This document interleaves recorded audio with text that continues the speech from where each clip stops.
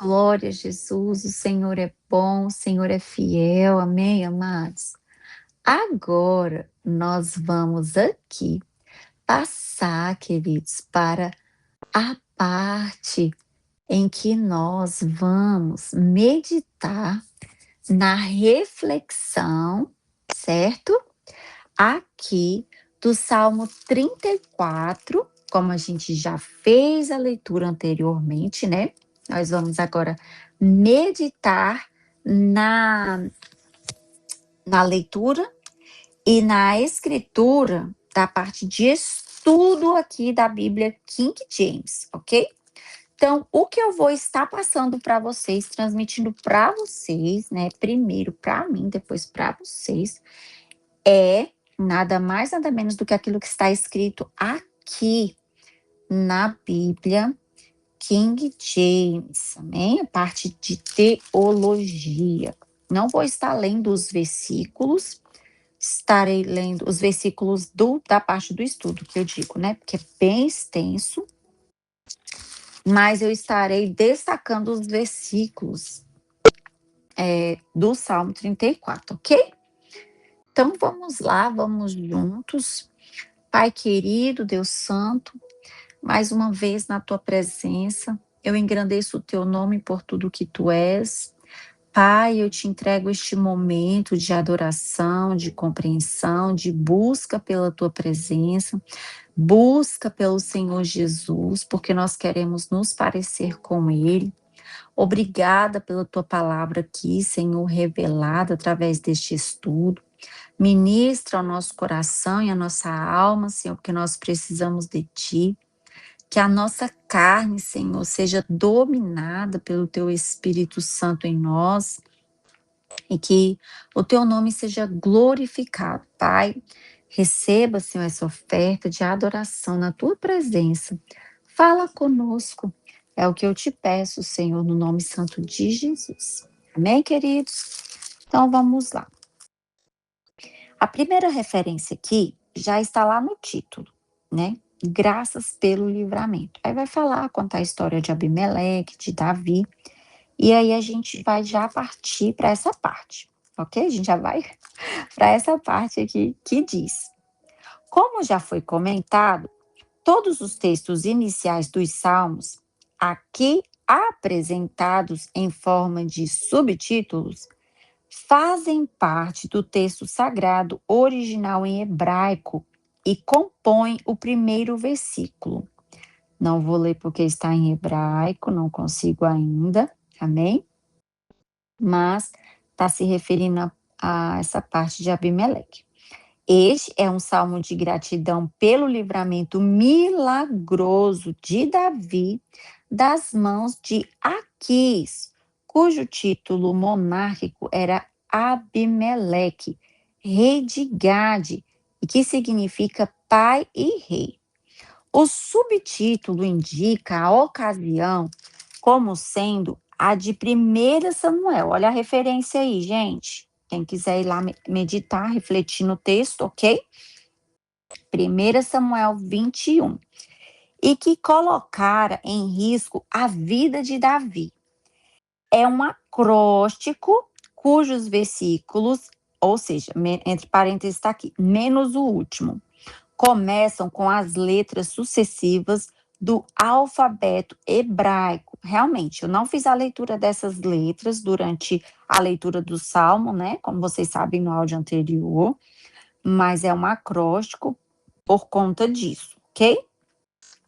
E executando-se Vav, né? Executando-se em Vav aqui. Passados mais de 1000 anos, o apóstolo Pedro faz menção desse salmo em suas orientações do Senhor lá para a igreja. Então, lá em 1 Pedro, capítulo 2 capítulo 3, está essa menção sobre esse salmo. Aí vamos para o tópicozinho 2. Tópicozinho 2 vem falar: bendirei o Senhor em toda circunstância, o seu louvor estará sempre em meus lábios. Esse é o tópico 2. Tópico 2 vai dizer assim: Davi tem mais uma experiência do poder e da atenção pessoal, ó, atenção pessoal que Deus concede aos seus servos. O original hebraico nos transmite a ideia de um contínuo louvor a Deus, independentemente das circunstâncias. Quando é que eu devo louvar a Deus, queridos? Quando está tudo bem somente? Não, quando está tudo ruim, quando estamos passando até pelo vale da sombra da morte, correndo o risco aqui, como aconteceu com Davi. Quando, enfim, formos colocados em terreno seguro e em melhores condições, poderemos comemorar o amor de Deus e testemunhar ao mundo o valor de colocarmos toda a nossa esperança no Senhor e a Ele sermos fiéis. Isso mesmo. No Novo Testamento é ainda mais explícito. Vem dizer o que para a gente lá? Em tudo dai isso, em tudo dai graças. 1 Tessalonicenses 5:18 e também Romanos 8:28 e 37. Agora vamos para o tópico 3. O tópico 3 vai dizer assim, ó: eu me gloriarei no Senhor, que todos os humildes e oprimidos ouçam e se alegrem. E aí, o que está dizendo aqui? Vamos lá no tópico 3. Em sua humilhação, Davi, ele louva ao Senhor e conclama todos os fiéis que passam por situações humilhantes,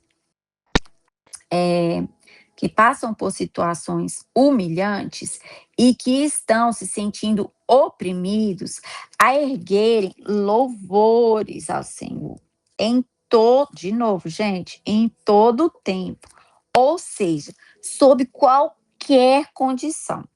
Assim como Paulo, que também passou pela vergonha de ter que fugir do governador nomeado pelo rei Aretas, mas que se orgulhou nas fraquezas e perseguições por causa do Senhor. Está lá em 2 Coríntios 11. A expressão isso, retomando aqui,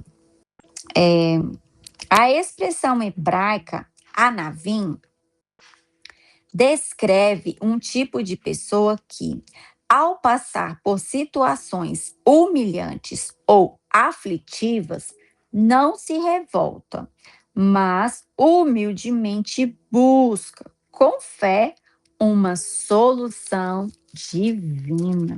Que lindo, né, gente? Agora vamos para o tópico 4. Esse tópico, ele envolve 3 versículos, o 3, o 4 e o 5, que diz assim: proclame a majestade do Senhor comigo, e todos, a uma voz, exaltemos o seu nome. Busquei o Senhor, e ele me respondeu, e dos meus temores todos me livrou. Contemplai-o e sereis iluminados de felicidade. Vossos rostos jamais experimentarão a decepção. Muita atenção aqui nesse tópico, queridos. Olha o que o Senhor vai ministrar ao nosso coração. O verbo hebraico naharu é derivado da raiz or e significa iluminados, como em Isaías 65, onde descreve o rosto radiante da mãe que revê seus filhos, considerados perdidos para sempre. O mesmo termo se refere ao rosto de Moisés, lá em Êxodo 34, verso 29. Quando descia do monte após falar com Deus. O Novo Testamento também usa um termo semelhante ao descrever o rosto do cristão, contemplando a glória de Jesus Cristo, lá em 2 Coríntios 3,18. Calvino faz a seguinte observação: iluminados são aqueles que anteriormente se definhavam nas trevas, ergueram seus olhos para Deus, como se a luz lhes surgisse repentinamente. Os que se sentiam oprimidos e submersos na humilhação, novamente revestirão seus rostos de jovial alegria.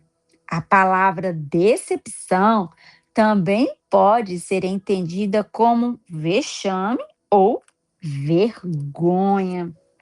E isso aqui não tá aqui na Bíblia, mas eu vou explicar para vocês. Quando fala sobre decepção, sobre vergonha, não necessariamente tem a ver com o que a gente vive hoje, porque aqui na Terra nós estamos sujeitos a todas as situações.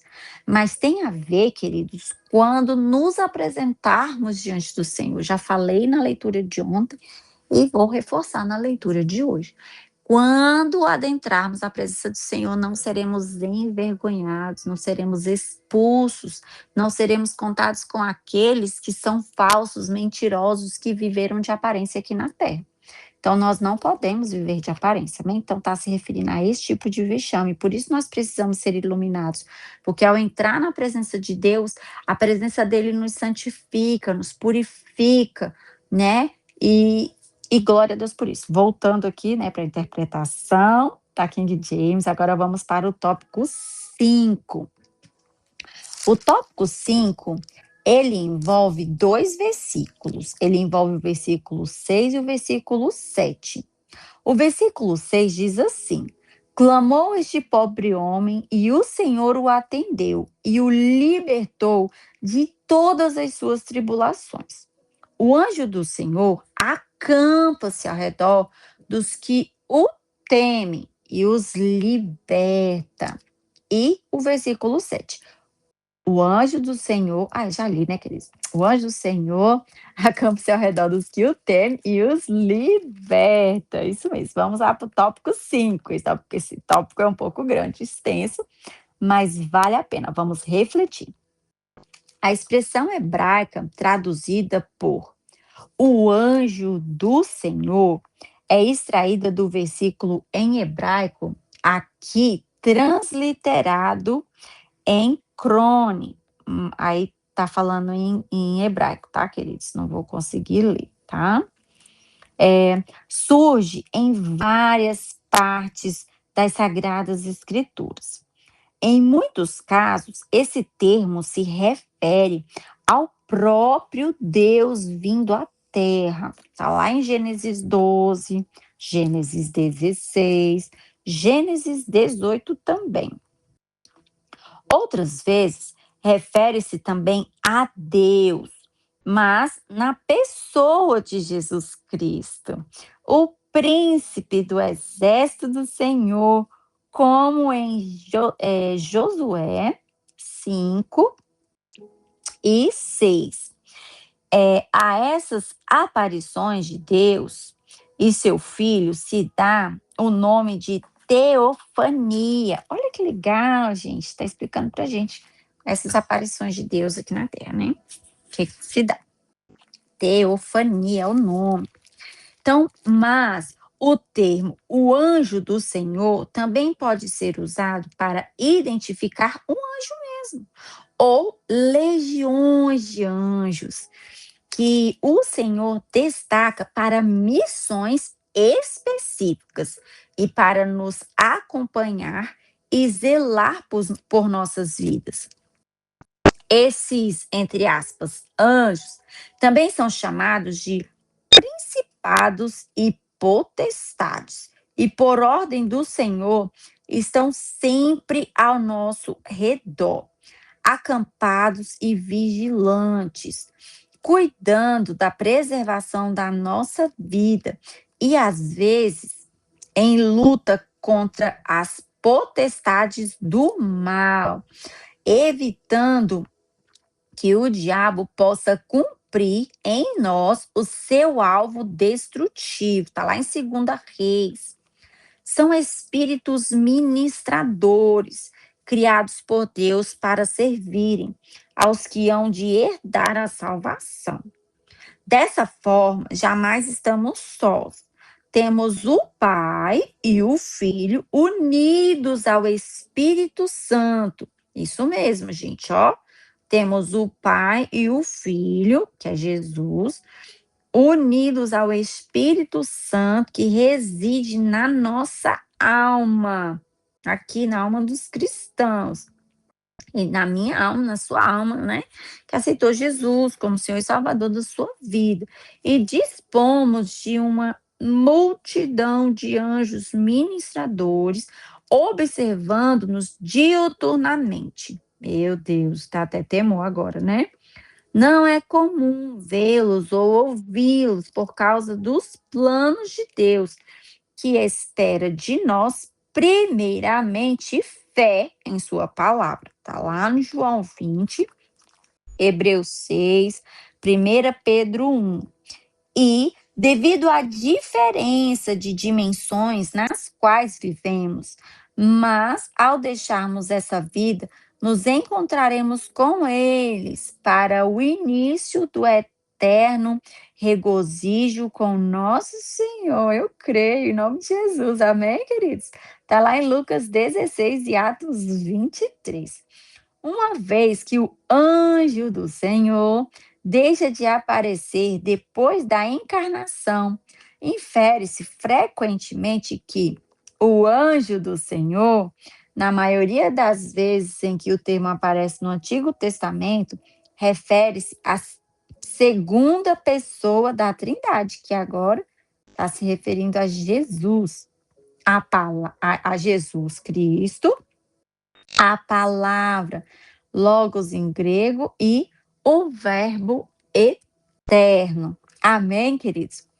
Agora a gente vai lá para o tópico 6. O tópico 6, ele se refere a um versículo, tá? Tópico 6, um versículo, que diz assim: provai e vede como o Senhor, perdão, três versículos também, que é o 8, o 9 e o 10. Provai e vede como o Senhor é bom e como é feliz o homem que nele se abriga. Temei ao Senhor, vós, os seus santos, pois nada falta aos que o temem. Os leões podem sofrer de fome, mas para os que buscam ao Senhor, nada lhes faltará. Olha, vamos ver então esse tópico, o que está dizendo. Se o discípulo de Eliseu viu e creu, muito melhor é crer em Deus primeiro e reservar os louvores para o momento da concretização da esperança. Está lá em João 20, Hebreus 6 e 1 Pedro 2 de novo. Aqui eles insistem em que o primeiro passo para ver é acreditar pela fé, isso mesmo. A defesa e as provisões eram as necessidades que Davi, nesse momento, registradas em 1 Samuel 21, que é o cenário desse salmo, o rei usa algumas expressões: falta, faltará, relembrando as verdades do Salmo 23. O Senhor permite a fome, mas supre as necessidades. Está lá em Deuteronômio 6, Deuteronômios 8, Romanos 8, 8, 28 e 37. Amém? Agora nós vamos refletir no tópico 7, que vai do versículo 11 até o 14. Os versículos diz assim: Filhos, vinde e escutai-me. Eu vos ensinarei o temor do Senhor. Quem de vós quer ter prazer na vida e deseja longos dias para viver em felicidade? Olha o que a gente precisa fazer. Guardar tua língua do mal e teus lábios de falarem falsamente. Aparta-te do mal e pratica o bem. Busque a paz e empenha-te por conquistá-la. Vamos ver o que o tópico 7 fala desses trechos, né? Este é um trecho escrito na antiga linguagem da sabedoria hebraica, como em Provérbios, como se um velho sábio e amoroso pai estivesse ensinando o seu amado filho a caminhar pela vida com sucesso. A fórmula não mudou desde a criação do universo e não mudará. O temor do Senhor é o princípio da sabedoria. O bem que se ensina, verso 12, vai de mãos dadas com o bem que se pratica. Então, ensina e pratica, né? Davi, numa primeira fase da vida, andava de acordo com seus princípios e os recomendava a todos, como faz aqui. 1 Samuel 24, depois 1 Samuel 26. Pedro lê Davi e cita trechos deste salmo em sua mensagem à igreja de Cristo. Está lá em 1 Pedro, a gente já viu anteriormente, né? Agora vamos ver o tópico 8. Esse tópico, ele abrange dois versículos, queridos, do 15 até o 17. Então, são 3 meses. Então, tá aqui, ó. Os olhos do Senhor contemplam os justos e os seus ouvidos estão atentos ao seu clamor por socorro. A face do Senhor está contra os que praticam o mal, para da terra apagar qualquer lembrança deles. Suplicam os justos e o Senhor os ouve e os liberta de todas as suas aflições. Vamos ver o tópico 8 que diz, né? Que a gente acabou de ver esses versos aqui. Deus acompanha pessoalmente cada ser humano em sua trajetória sobre a Terra. Essa companhia é tão pessoal que as Escrituras revelam, lá no verso 15 que a gente acabou de ler, que os olhos de Deus veem o que nos é oculto, de modo que possa suprir nossas necessidades antes de pensarmos em lhe pedir. Mas seus ouvidos estão abertos para nós, o que significa que ele leva a sério nossas palavras e orações e pode conversar conosco. Viu, querido? Quanto nós somos importantes? Ele está conosco.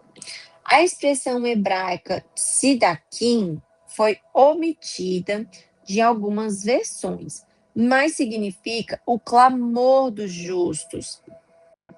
Entretanto, a triste situação das pessoas que deixam o mal lhes dominar o coração e as intenções colocam-se igualmente de forma pessoal no sentido de o rosto de Deus se lhe virar contra elas.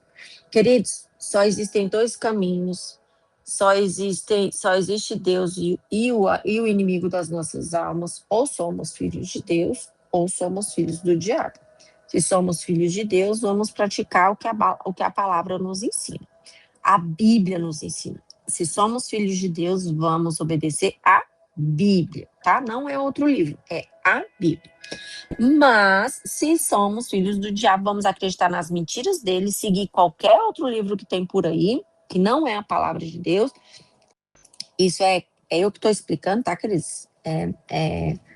O que eu vejo diante de todo esse cenário que a gente está aqui lendo, não está escrito aqui na reflexão da King James.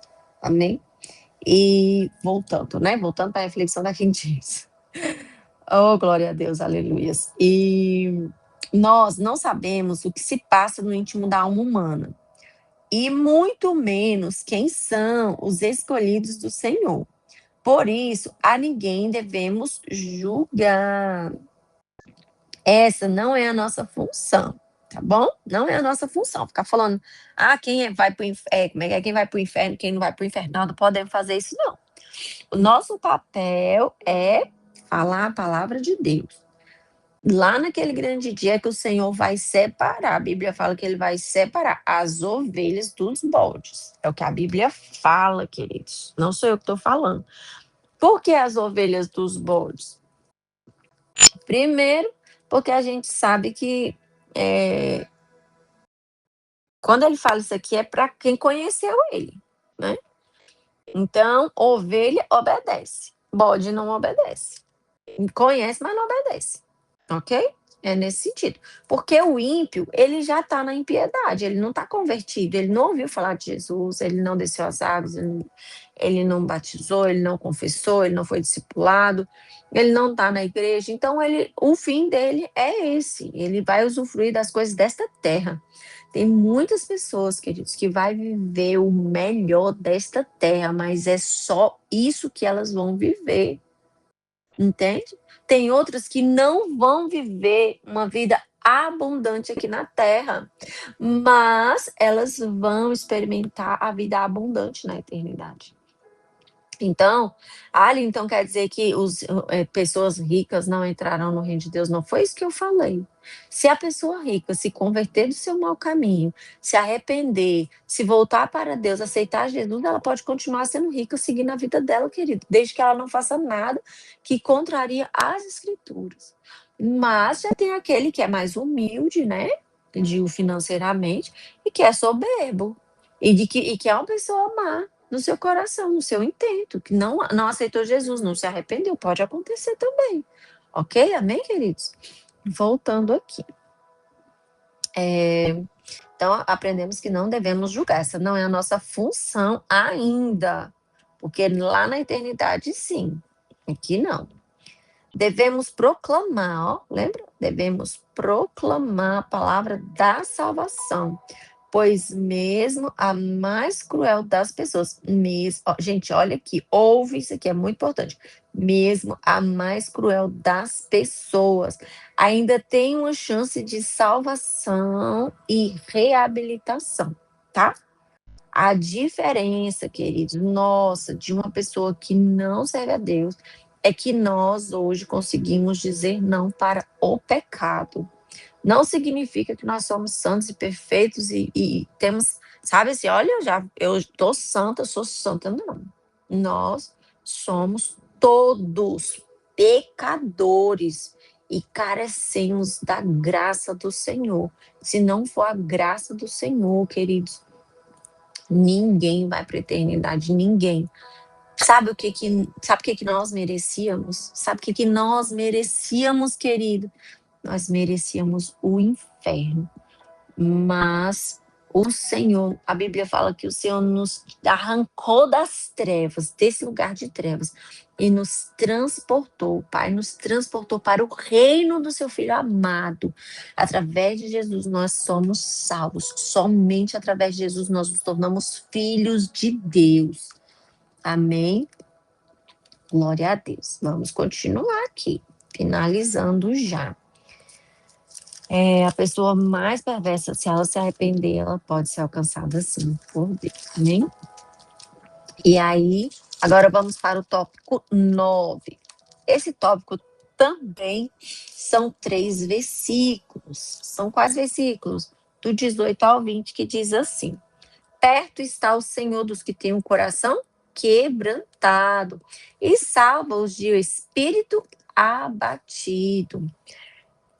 O justo enfrenta muitas adversidades, mas de todas elas o Senhor o liberta. Oh, glória! O Senhor preserva-lhe todo si, nenhum osso sequer é quebrado. Gente, isso aqui é uma profecia falando sobre Jesus. Ele não teve nenhum osso quebrado, amém? É Jesus. Davi provavelmente deve ter tido vários ossos quebrados, porque ele era homem de guerra, homem de batalha, então, enfim, tá? Então, esse versículo exclusivo é uma profecia. Vamos ver o que fala esse tópico 9, que envolve esses 3 versículos aqui. Já estamos finalizando, só mais um pouquinho de paciência, faltou 2 tópicos. Tópico 9. Deus tem um cuidado todo especial para com seus filhos, né? Por isso, as metáforas usadas apontam para os detalhes desse amor leal. Entretanto, este trecho da Escritura vai mais além e se revela uma profecia acerca do Messias que se cumpre em João 19, tendo como pano de fundo a história da libertação de Israel e a marca do sangue do Cordeiro nos umbrais das portas. Está lá em Êxodo 12. Maravilhoso, né, gente? Isso mesmo. Jesus nos salvou, nos resgatou, como eu acabei de falar há pouco. Amém? Isso te impacta de alguma forma? E esse impacto, ele te movimenta ou ele vai te deixar parado? Vamos ver, né? Vamos ver. Continuando aqui, agora nós vamos ver o tópico 10. Esse tópico é apenas um versículo, que diz: os ímpios serão destruídos por sua própria maldade. Olha isso aqui, não foi o que a gente já falou? E os que odeiam os justos serão condenados. Gente, vamos ver, né? Vamos ver o que está falando. Não sei o que estou falando, é a palavra. Vamos nos atentar. O termo, tópico 10. O termo hebraico Ra'á pode ser traduzido por maldade, malícia, miséria.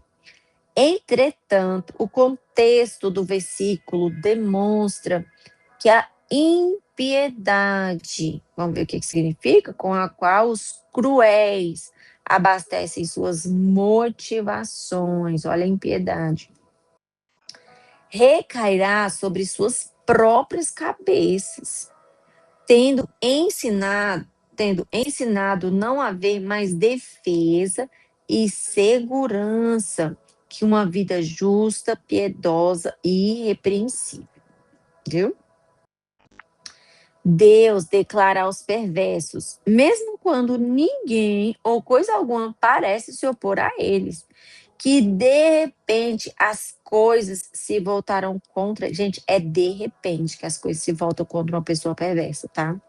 É de repente. E eles serão aniquilados. Os ímpios são a causa e o instrumento da própria destruição. Então, fez escolha errada, não se arrependeu, está seguindo a vida do jeito que quer, não tem vontade de mudar, é um ímpio. Conhece a verdade, não obedece, até fala de Deus, fala do amor de Deus, mas se não tiver uma mudança verdadeira, uma renúncia, assim como Jesus renunciou, e ele é o nosso exemplo, amém, nós até então somos hipócritas, mentirosos, ímpios, maldosos, faltosos com Deus, irmãos, e aí a gente já merece mesmo, né, o mal. Mas o amor de Deus nos alcançou, o amor de Deus me alcançou, alcançou você. Dá tempo ainda.